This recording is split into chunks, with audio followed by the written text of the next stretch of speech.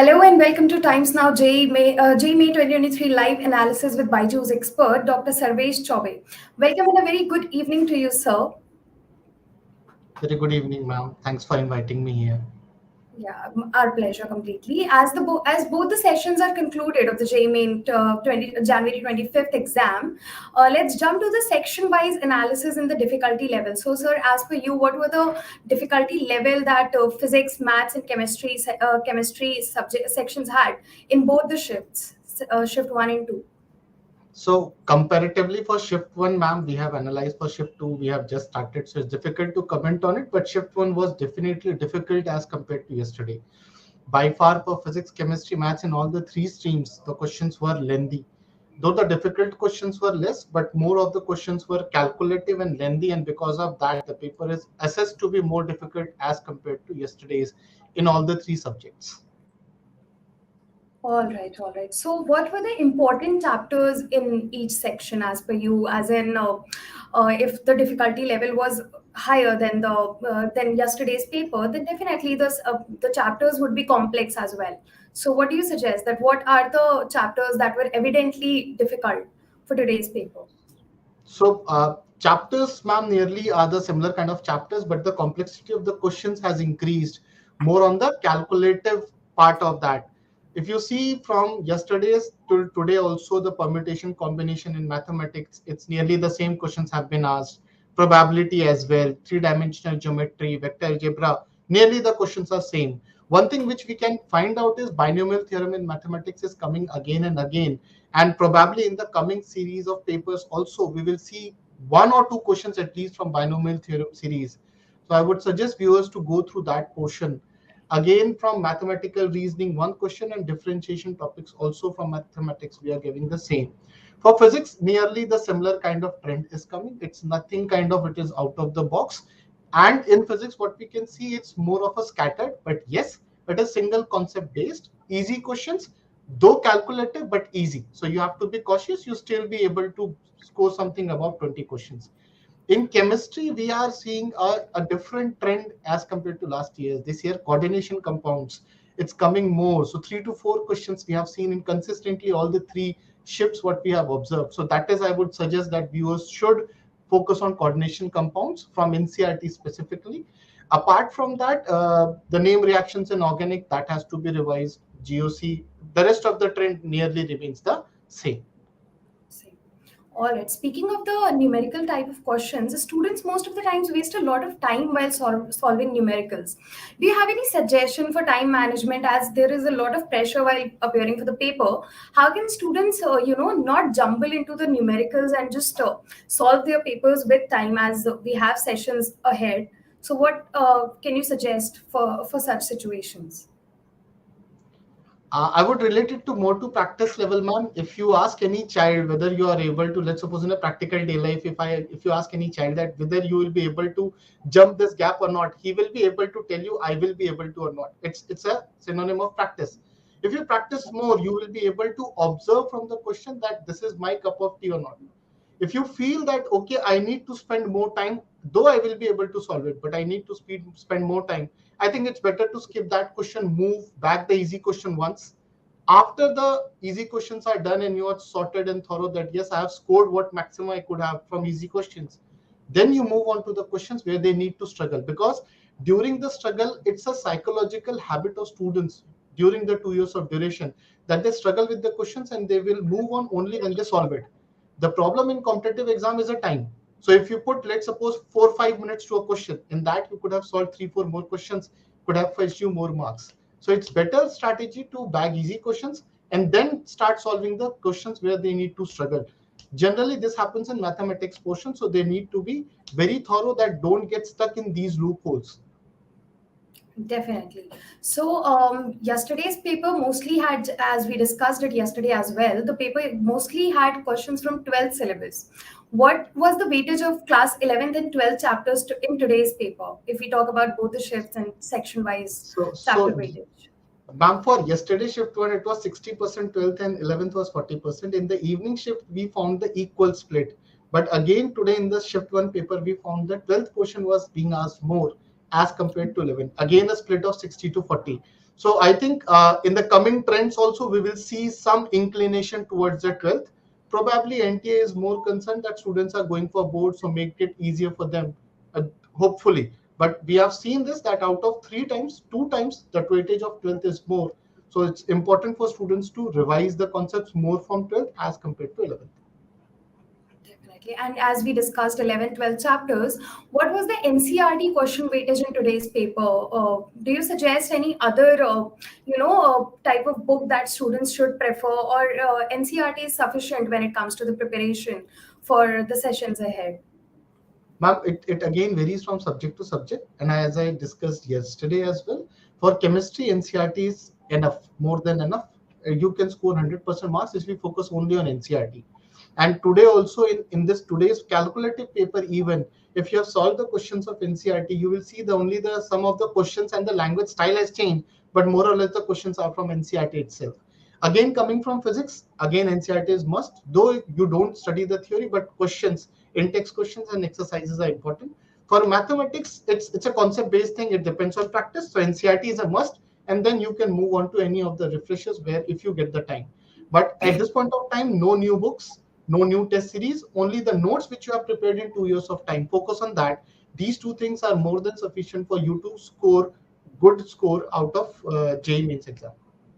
So, speaking of today's paper, sir, what do you suggest? What is the section in which students can expect most of the marks? Matlab, as in, Section oh, sorry, Section A in all the 3 subjects. So today, section. contrary to yesterday's paper, Section A was today much easier for students as compared to Section B, because most of the Section B questions we found were either moderate or difficult, lesser of the easy questions, and they were at the same time calculative enough. In contrast to yesterday's paper, where we could have seen all the physics questions were based on single concept, today we found 2 to 3 questions which were multi-concept in physics. So that makes it more calculative in Section B. So undoubtedly, Section A was easier today as compared to Section B in all the 3 subjects.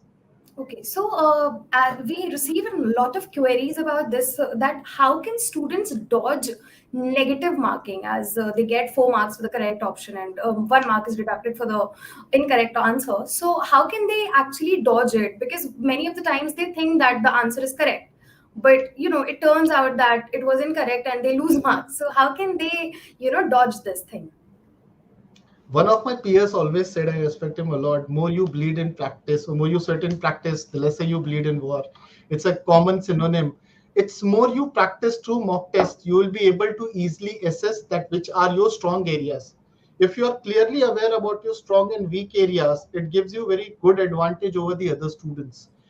The one first advantage is you focus and attempt those questions where you are strong at. Your strategy tries to drive you towards the chapters which you are strong. Once you do that, you are firmly that I have scored this much. Then the left of the questions are either weak or you have not seen it. In the weak questions also, if you have done the proper practice, you will be clearly able to identify this I can solve after putting some effort, or this I cannot solve at all. Those which you cannot solve, leave it. That will be a negative marking for sure. Students tempt to mark it.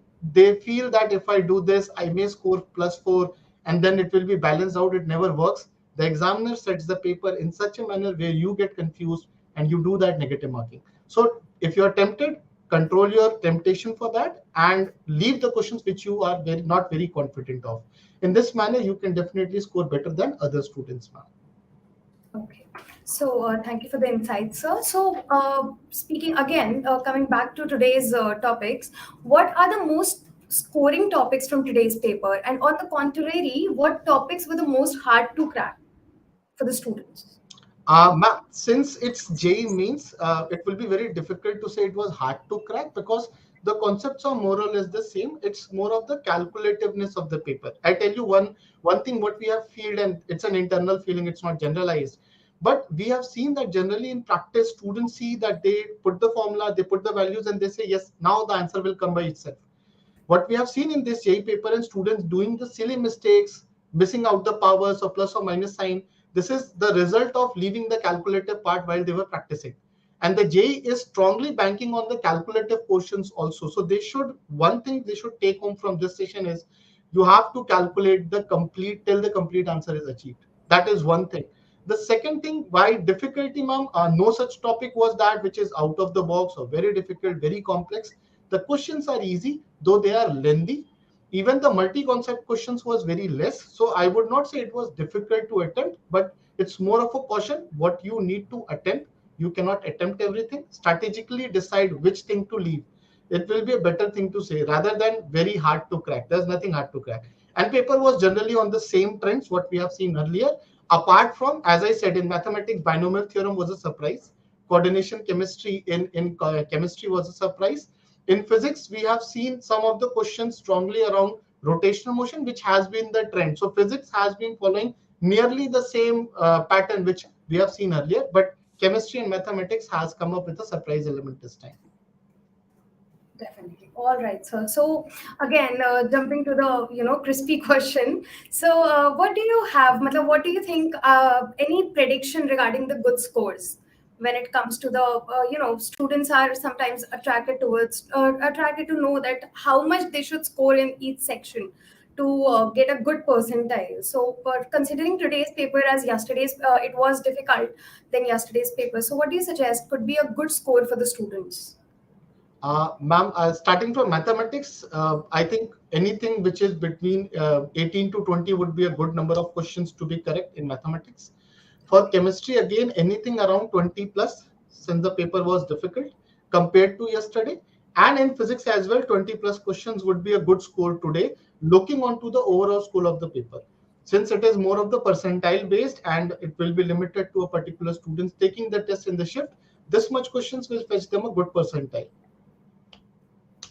All right, all right. So, as the students will be getting 2 days gap for the next session. So, what do you suggest? What are the measures that they can take in these 2 days to make the most out of it?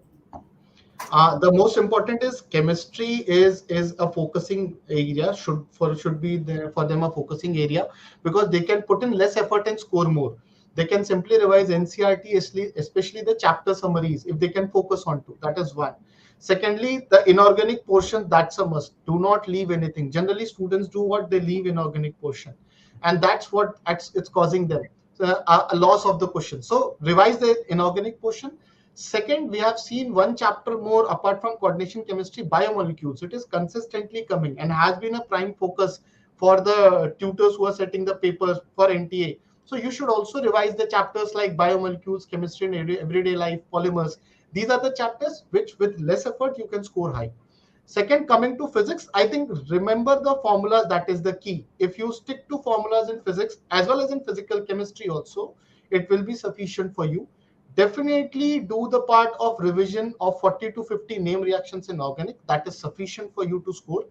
When it comes to mathematics, again, see as much as wherever your weak areas were. What students can do at this point of time in their entire 2 years of journey, if they feel that this particular topic or formula is where I'm weak at, they should look at it. And one is the binomial theorem chapter. I would want them to focus in these 2-3 days, so that if the similar kind of trend follows, they'll be easily able to back those questions as well. Okay, so in mathematics also, sir, when they are preparing for the sessions ahead, so in mathematics section, there are some difficulties which students were facing yesterday as well. It was considered to be a difficult section in yesterday's paper, and today's shift one paper as well. So, what are the topics in which students can actually score good? If they focus more on those topics, they can score comparatively to the other topics. In general, if you see the trends, ma'am, limits, continuity and differentiability, matrices, determinants, 3D geometry, sequence series, including the binomial ones, which I just said, application of derivatives, vector algebra. These are the 6 chapters which, if you focus more, you will be definitely able to score.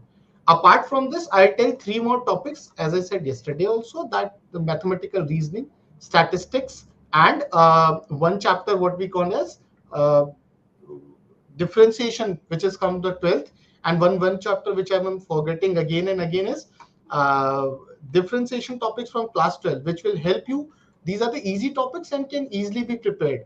But what 6 chapters I told, ma'am, if they can just go through the formulas, I think that should be helpful.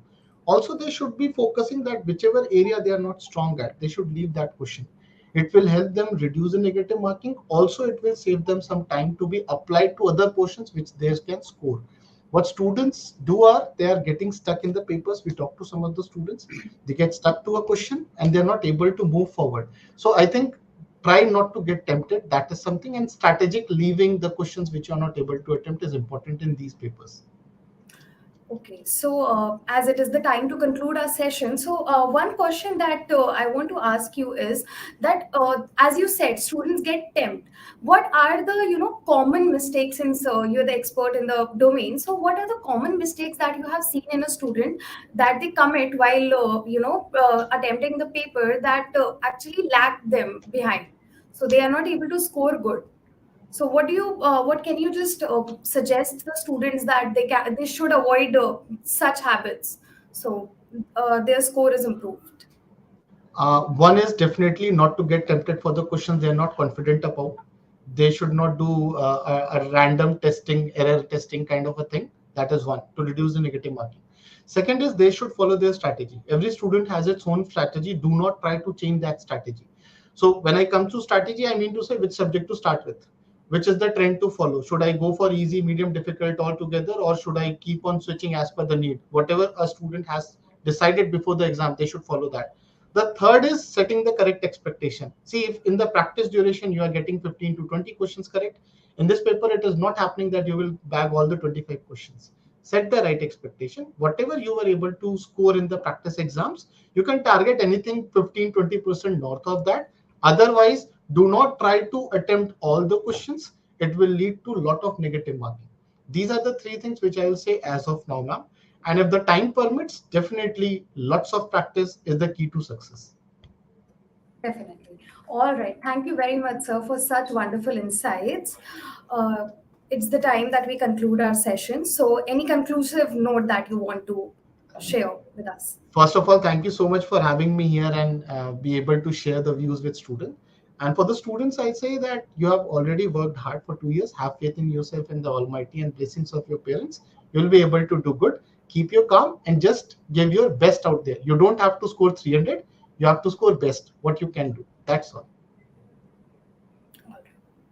Thank you Thank you so so much. much, sir. Thank you everyone for joining us. So you can check the detailed analysis of our expert on timesnownews.com. Thank you and all the best for your further exams.